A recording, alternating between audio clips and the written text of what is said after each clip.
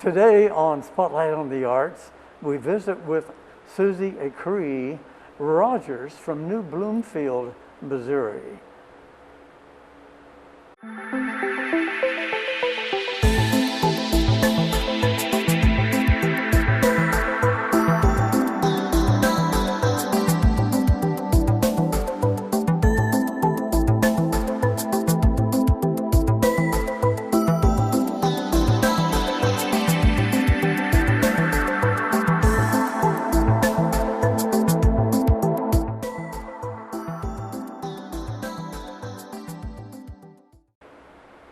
Welcome to JCTV Spotlight on the Arts. I'm your host, Rick J., and I have a very special guest returning to the show, Suzie Acree Rogers. Some of you may know her from Show Me Gold and Silver at the Capitol Mall. But so Suzie, it's very good to have you back. A lot has happened since you was with us last. On June 18th of 2018. So a couple of years have passed. So I just wanted to invite you once again to the show. Great to have you here. Thank you. So good to be back. Yes. Thank you so much. Well, now you were, like I say, you was with us June 18th, 2018. So much has happened, I'll bet, in the last 2 years. Can you sort of bring us up to date somewhat? First by I know on the other show, the guests have had an opportunity to be with me on JCTV. So, but if you will, for new viewers worldwide now, thanks to YouTube, can you sort of tell us how you got interested in being an artisan of gold and silver and what have you? Absolutely, I'd be happy to. Approximately 25 years ago, I was in the Jefferson City Capitol Mall and I needed to get a ring sized. I dropped it off and I asked them, how do you become a metalsmith and how do you learn how to repair jewelry? They told me that I needed to be an employee of some place and learn on the job, basically an apprentice, if you will. So I learned all aspects of jewelry repair, and from there I decided, well, if I can fix it, I bet you I can design it and make it, and I've been doing it ever since. Excellent. Now, do you have anyone you want to recognize that was basically that you had confidence in? Yes, the Jones family. There's Richard Jones, Keith Jones, Kathy Jones, just everyone in the Jones family. Their business was Jeweler's Workbench, and they hired me on as an apprentice, and I'm deeply appreciative for them giving me that chance. Now, so the Joneses, are they out of New Bloomfield or Jefferson City? Or? And no, they are actually, I believe they live outside of Fulton. Keith now lives in Colorado, and he's a jeweler in Colorado. Excellent. Richard Jones, he was fondly referred to as Grandpa, and he taught me everything I know. He taught me the old ways to do repairs. He was just a wonderful mentor. Right. Well, we're going to talk about your creative techniques in the second segment. Mm-hmm. So. Her work is outstanding, as you see here on the table. We'll have some close-up shots of those for the timeline as we are discussing the different facets of the Acree family. Now, you have talent within your family, I understand, like entertainer, a sister.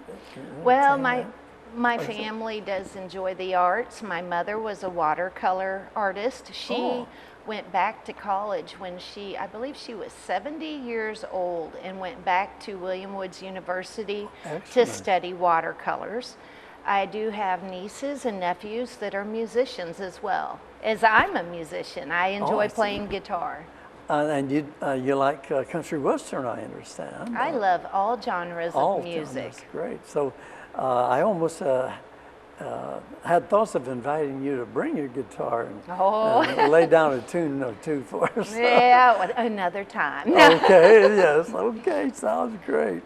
Well, now if you would, please tell the viewers a little bit about the community of artisans, however far you want to expand.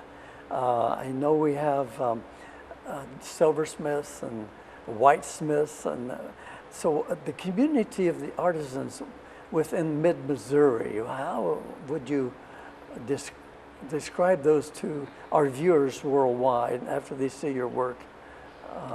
Okay. I am a juried artist for the Best of Missouri Hands, and I have been for several years. We are very tight-knit. We believe in helping each other, supporting each other. Best of Missouri Hands has metalsmiths, jewelry artists, watercolor artists, leather art. I mean, just sculpturists is across the board, but we support each other, and I think that's a wonderful thing. Now, Peggy King has been on the show. I bought my guitar from Peggy King. Oh, great. And super. So, yes, it's a very tight group, and they support each other, and you hear a lot about Best of Missouri Hands, and it's quite a canvas of artists. So that's great to hear. Well, do you have any, I'm sure you probably at some point became involved in showing your work, maybe in exhibits. Have you got any acknowledgments? I can picture you going out with this at an exhibit. Well, one we were planning on just this month at the Run Center in Jefferson City, Missouri, which is going to present a call for nature's art. Well, we found out today that it has been canceled because of the COVID-19, but it's back on schedule for 2021. So I do know that you exhibited with us in 2018. I had planned on this year, 2020. So have you any other exhibits that you've been involved in you'd like to speak about, or in the future? Well, right now my hands are pretty full having a store at the mall. I have had jewelry on consignment in Texas. I did shows throughout Missouri. It's very time consuming to make the pieces, to market the pieces, to set up for the shows and such. Right now, due to COVID-19, there are shows upon shows upon shows that are being canceled. Yes. So it's an extremely trying time for artists at this time.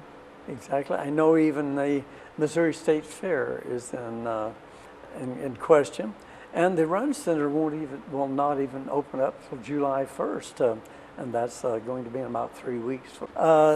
So that really keeps you busy. Now, we speak of the Capitol Mall. Are you open for business at this time? Unfortunately, we closed our store temporarily on March 19th. Then we opened back up on May 4th. We were closed due to COVID concerns. We wanted to keep ourselves and our community and our families safe. We opened up on May 4th, and due to the unrest and the looting of local businesses all across the country, we closed temporarily. So right now it's closed. We hope to open on Thursday of this week. Okay, and you described that the jewelry stores and malls were targets at this time due to the knee on the neck unrest that came forth from that. So you did have to close then on that basis, for your safety and others. Yes, just to protect our store, because there's been so many small businesses and jewelry stores targeted throughout the nation. So yes, just to be safe and protect what I've worked for with my brother for the last 8 years. I see. Your brother plays a big part in Show Me Gold and Silver. Can you describe to us briefly what his role? Absolutely.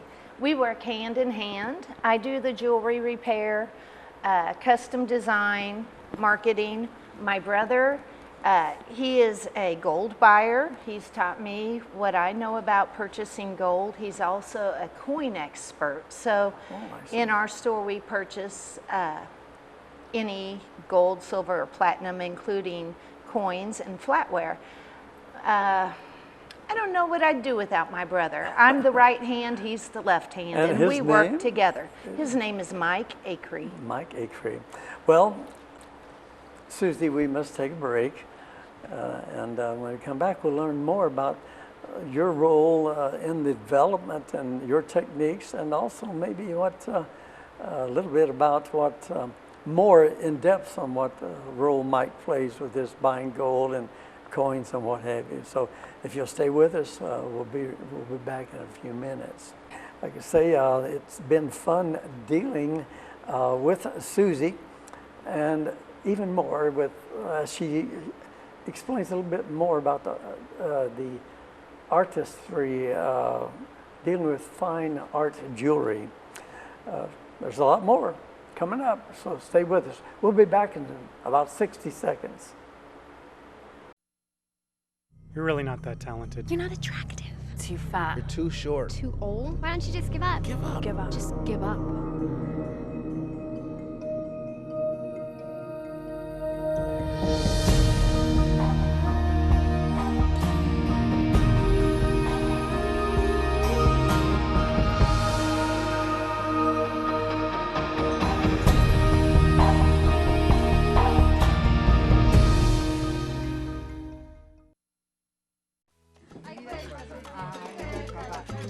Hay alguien en esta mesa que tiene un problema muy grave.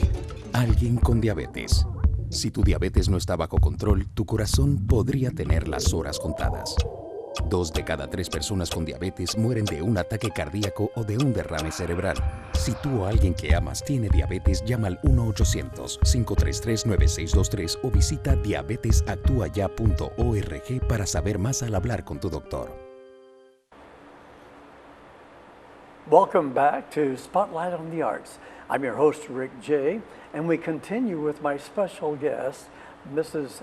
Suzie Acree Rogers out of New Bloomfield, who is also the owner and of the Show Me Gold at Capitol Mall in Jefferson City, Missouri. Well, Suzie, we shared so much in the first segment, and it was so informational. So let's continue along those lines and thought and expressions. Can you tell us, for a lady or gentleman who might want to start a business in any aspect, especially maybe as an artist, what is it like to be a business owner, to operate as an artisan? Well, let me tell you, it's a wild ride. I really like to be able to form my own path. I like to be the type of employer that I always wanted when I was an employee.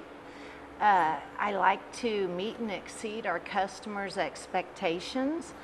I like working with my brother and setting my own schedule. Giving back to the community, those are all wonderful aspects of being a business owner. It's also quite hard at times. For example, the COVID, the civil unrest going on right now. But you know, we're going to work our way through this. You know, and my hope is that people will learn to love their neighbor again. We're going to get past this. Together is the key right now. You got it. Through the pandemic. And so not only are you faced with these negatives, but you try to turn them into positives as time permits, I see. Absolutely. I know I'm always excited, believe it or not, to attend or walk into Show Me Gold and Silver, not only to visit with Suzie, Miss Acree Rogers, but also to see what's there. So I know I always feel special to have a conversation with Miss Rogers. Well, I guess we should let people know. Do you take on consignments, like an artist who would like to exhibit his or her art at your venue there at Capitol Mall? We take very few consignments, but we do have approximately 3 or 4 consignment pieces that are consigned from local artists around the Columbia, Jeff City, New Bloomfield area. I see. So you're very particular in your choice of that art as it comes in. Absolutely. Now, in your words, what draws customers to your business there? What do you think draws them? I've already explained how excited I get by dropping by. At one point, I was given a gift of this bolo tie, which was not made by Suzie, but she thinks she might consider making these scorpions inlaid bolos. I guess they can find enough scorpions. This reminds me of out of Arizona. They come to us quite large in Arizona. So, what do you think draws customers? I think what draws customers is, once again, we try to meet and exceed their expectations. We have a lot of word of mouth because of that. So people tell people their experiences at our stores.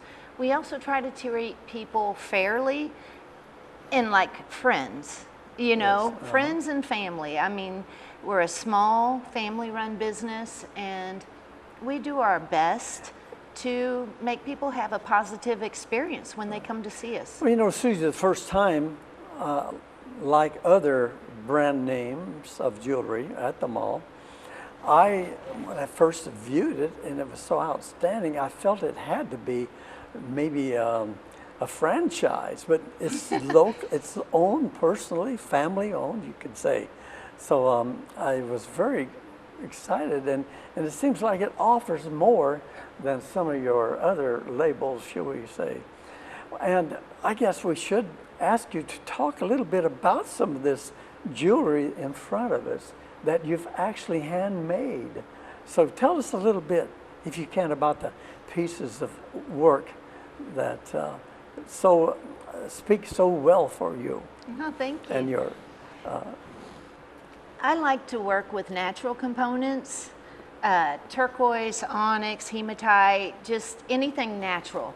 I've been doing casting, and this piece was cast off of flour that I picked, and I actually burn it out. It's a solid silver piece with onyx accents and handmade chains. These are all hand assembled chains. This piece here was actually a natural flower that was tattered. I picked it, I thought it was beautiful, even though the wind had beat it up. It's got black pearls, and I think it represents how fragile life is. Yes. And the bee sustains us. Yes, the bee. Yeah, and then the sun keeps the flower alive, you know. Well, now you're talking about a story. As an artist myself, you know, with the brushes, and there's always a story behind my art, and you're presenting it. So there's more to a piece that you develop also. So that's really commendable. Thank you. So you're buying a piece of with a story behind it. That's great. And the other two looks like a dogwood, maybe? Yes, yes. Okay, great. These are pieces that I carved out of wax. This one and this one. And I use the lost wax method to cast the pieces. So they're solid silver. Solid silver. They started out as wax. They're beautiful. Thank you. Well, I guess we should, we'd like to see you. Do you have a website where they can can see a few pieces here, but a website would definitely be in line if you'd like to give us that, or email address for contact and a phone number you may be contacted at if people are more interested Sounds great. I will tell you our email is showmegoldandsilver@gmail.com, and then our website is www.showmegoldandsilver.com. We're in the mall, in the Dillard's wing, the Jefferson City Capitol Mall, and our phone number is 573-896-5114. Great, oh, great. Now, you spoke of, we have silver, but you also work with gold, and brother Mike is the gold buyer. Yes. And how do you buy that, may I ask? You have a bullion big block? Or We have actually ways of testing metals. Oh, I see. We hit it with a magnet first because silver and gold is not magnetic.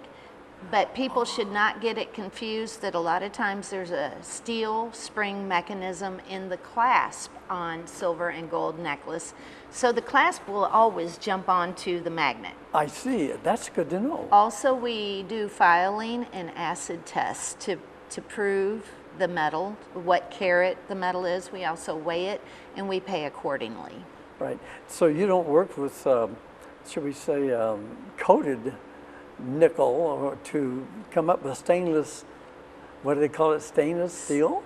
Or You know, we don't do any kind of plated jewelry. that's a good way to describe it, thank you. Yes. In the past, I did what was called bead baubles, and that was with stainless steel wire and then an assortment of beads, and I sold so many of those in Columbia, Jeff City, different retail stores carried them. They sold them in Texas. That's the only non-silver, gold, or platinum jewelry that I've ever designed and made. But boy, it was a hit. Excellent. Now, well, once we make a purchase of this fine jewelry, can you tell the viewers how to take care of it? How do you take care of your jewelry? Do you dip it in a solution and bring it out and it becomes shiny? Can you give us a clue on this precious jewelry? How do you take care of something like this? I recommend that you use a cleaning cloth. You never want to put sterling silver jewelry into a gold liquid cleaner. I see. You don't want to put pearls or other delicate things into a solution. chemical or a solution that could potentially damage. So I always recommend use a cleaning cloth. Or bring it to you Absolutely. at the mall. Yes. Oh, super, well, that's great. Well, Susie, we're just about to run out of time. Do you have any closing words to our viewers that you can leave them with? Absolutely. If you are a jeweler or an artist of any kind, or you have dreams or aspirations to do that, follow your dreams. You know, it brings so much peace, happiness, joy to my life. And I appreciate you giving artists a platform to share their experiences. Well, thank you so much. Thank you so Absolutely. much. Well, Mrs. Rogers, I want to thank you again for contributing to Spotlight on the Arts. And, you know, it's really been an inspiring visit with you once again, and also an informational experience, I'm sure, for everyone.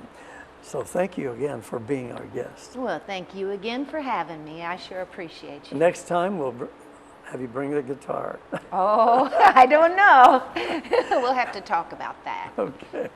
Well, my thanks goes out to you viewers for watching worldwide, and also naturally our JCTV producer, Gloria Inlow, and crew, Art Gerhardt, who's been in the engineering control booth this afternoon with us.